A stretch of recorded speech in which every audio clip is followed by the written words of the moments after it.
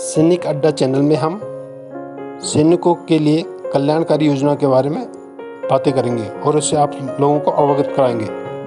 सैनिक और सैनिक परिवारजनों से अनुरोध है कि वह चैनल को सब्सक्राइब करें ताकि जब जो भी हम भविष्य में वीडियो अपलोड करें वो आपको जल्दी से जल्दी मिल सके और आप उसका लाभ उठा सकें।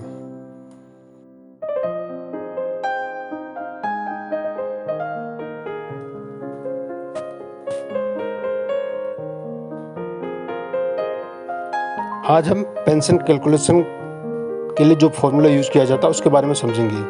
इसके लिए जिस महीने हम पेंशन जा रहे हैं उस महीने के हमारे लास्ट पेमेंट के बेसिक पे प्लस मिलिट्री सर्विस पे प्लस क्लास पे प्लस एक्स ग्रुप पे अगर हमें लागू है तो इन चारों को जोड़ के इनको 2 से डिवाइड कर देना, यानी कि आधा कर देना। इन सबका टोटल करने के बाद में इनसे इसको 2 से डिवाइड कर देना है। जो अमाउंट आएगा वो हमारा बेसिक पेंशन होगी। इन चारों के अलावा कोई भी दूसरा अलाउंसेस पेंशन जाते समय हमारे पेंशन में कैलकुलेट नहीं होगा।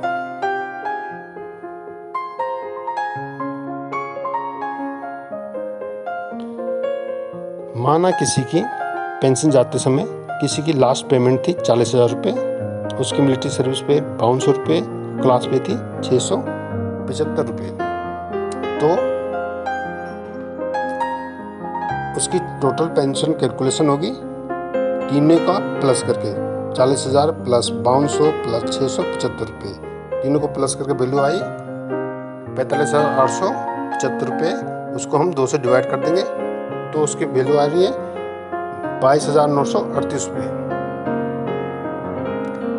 और 22,938 रुपये पर लगेगा 17% का DA, क्योंकि आज के डेट में 17% DA मिल रहा है, तो उसका 17% DA होता है 3,899 रुपये। तो उसके बेसिक पेंशन प्लस 3,899 रुपये इक्वल टू 26,937 रुपये उसकी टोटल पेंशन बनेगी। ध्यान रखें कि ये इसमें कम्यूटेशन नहीं है, ये विदाउट कम्यूट है।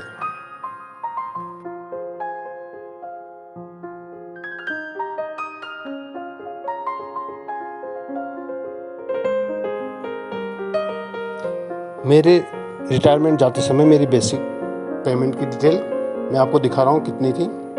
मेरी बेसिक पेमेंट थी 43,600 रुपये, क्लास पे 675 रुपये, MS पे 5,200 रुपये। ये आपको मैं ड्राइंग करके दिखा रहा हूँ।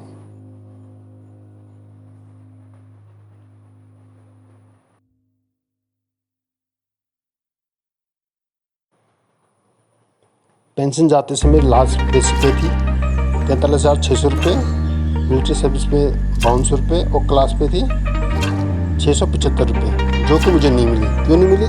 क्योंकि मैं MSCP 3 नायब सूबेदार के पेमेंट ले रहा था, जो सर्विस के दौरान तो मुझे क्लास पे मिल गई थी, किंतु जब हम रिटायर गए तो उस समय हमारी क्लास पे उसमें से माइनस हो जाती है।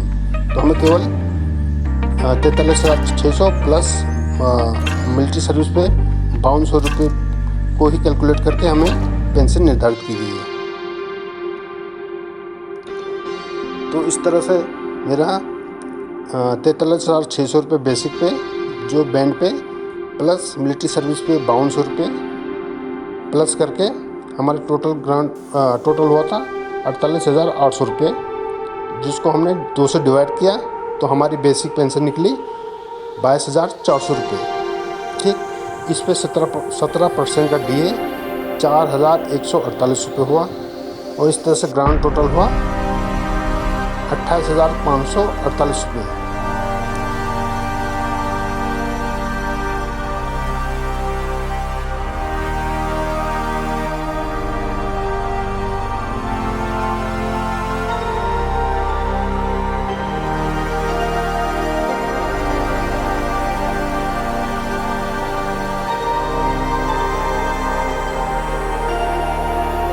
लेकिन दोस्तों मुझे 28,548 रुपये पेंशन में नहीं मिल रही है, क्योंकि मैंने कम्यूट ले लिया था। कम्यूट मीन्स मैंने एक मुश्त रकम सरकार से ले ली थी, उसकी जगह में मेरा 50% बेसिक पेंशन से कट जाएगा, जो कि अगले 15 सालों तक मूलधन और इंटरेस्ट के रूप में सरकार के पास जमा होता रहेगा। किंतु हमें पूरे बेसिक पेंशन पे डीए मिलेगा, सिर्फ बेसिक डीए ही हमारे पेंशन से माइनस होगा। तो इस तरह से मेरा 12,200 रुपये माइनस हुए, जिसमें से 16,348 रुपये मेरी ग्रांड पेंशन बन रही है, जो अभी मेरे अकाउंट में आई है, जिसको मैं प्रूफ के लिए आपको दिखाना चाहता हूँ। ये बिल्कुल कैलकुलेशन बिल्कुल सही है। आप इस हिसाब से कैलकुलेशन करेंगे तो आपको बिल्कुल इतनी ही पेंशन बनेगी। इसमें से ना 1 पैसा कम होगा ना 1 पैसा ज़्यादा होगा। तो आपका पूरा वीडियो देखने के लिए बहुत बहुत धन्यवाद। उम्मीद है कि आपको ये आज का वीडियो पसंद आया होगा।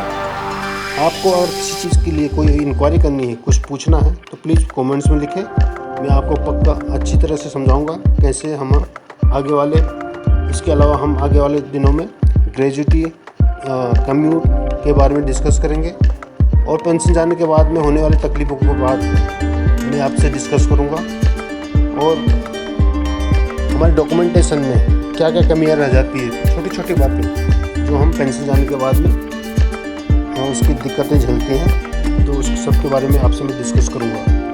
तो प्लीज़ आप चैनल को सब्सक्राइब करें, शेयर करें, लाइक करें। जय हिंद।